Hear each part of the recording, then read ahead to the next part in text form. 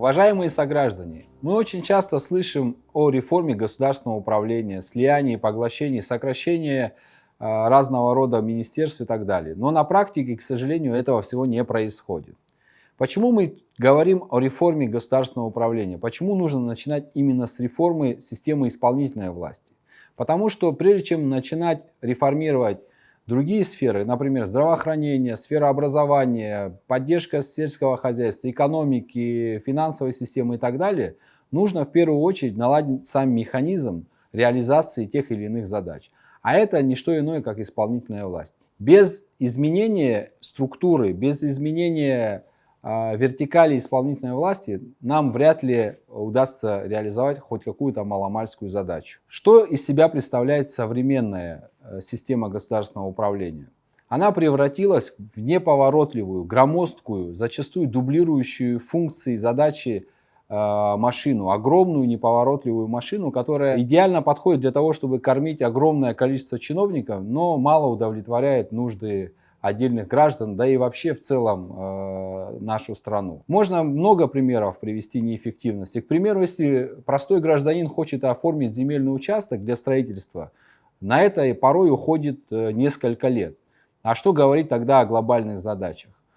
Эта система полностью устарела и не соответствует современным вызовам и реалиям. Если детально рассмотреть действующую структуру Кабинета министров, то получается, что в ней премьер-министр, потом 4 вице-премьера, далее 14 министерств, 8 государственных комитетов, 8 государственных управлений и служб. Всего более 30 органов государственного управления на 240 тысяч человек населения.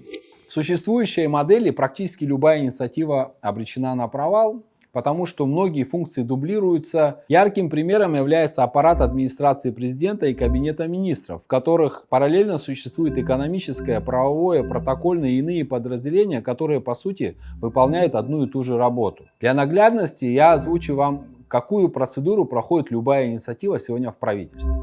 К примеру, в одном из министерств рождается та или иная инициатива. Она проходит согласование в других министерствах. После этого она попадает в аппарат Кабинета министров, где рассматривается профильным подразделением. После попадает к курирующему вице-премьеру.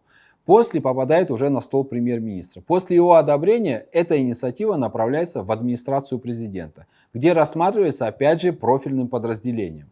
После рассмотрения профильного подразделения эта инициатива попадает к заместителю главы администрации президента. Далее инициатива попадает к главе администрации президента. Как правило, на этом этапе подключается еще один из помощников президента. Если получает одобрение, далее идет к президенту. Президент рассматривает, если одабривает, соответственно, эта инициатива возвращается в министерство. После столького количества согласований порой инициатива претерпевает такие изменения, что автор ее даже не узнает. То же самое происходит, когда речь идет о поручении сверху.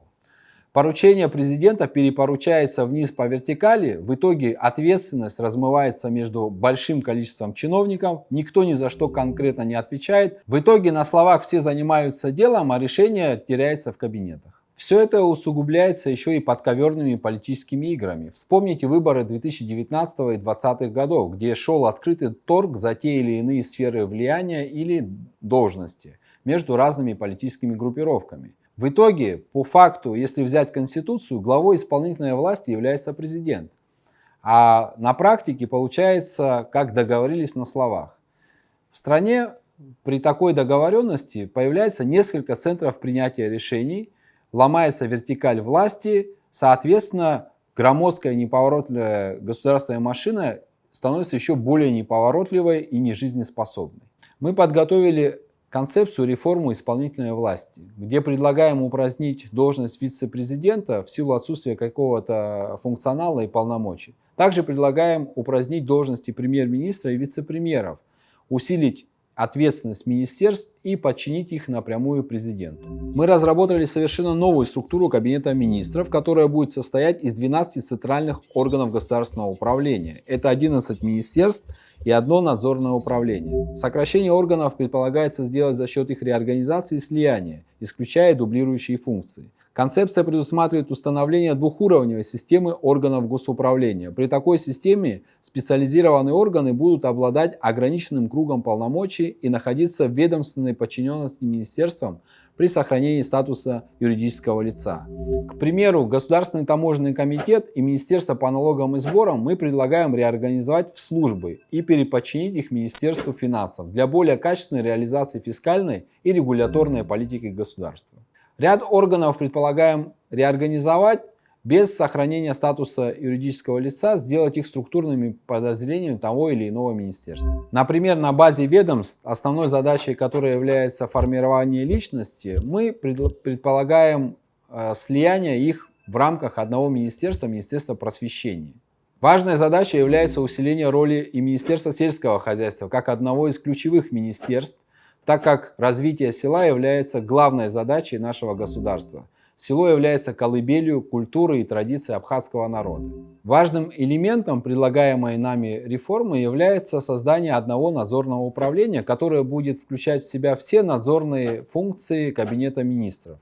Это нужно для того, чтобы предприниматель сталкивался не с большим количеством разного рода органов, а имел дело с одним органом, где проверка будет осуществляться при строгой необходимости. Уважаемые сограждане, все те изменения, преобразования, о которых я говорил выше, нам остро необходимы.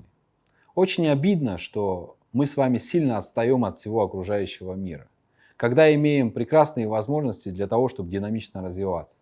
Все вышеперечисленные изменения дадут нам возможность ускорить работу исполнительной власти, сократив время на принятие решения как минимум в 2 раза, увеличить качество принимаемых решений и эффективность, а самое главное и ответственность персональную тех или иных должностных лиц. Это позволит существенным образом сократить расходы на содержание государственного аппарата и снизит коррупционную составляющую. Наша инициатива полностью лишена какого-то политического подтекста, и мы в ближайшее время направим реформу в администрацию президента.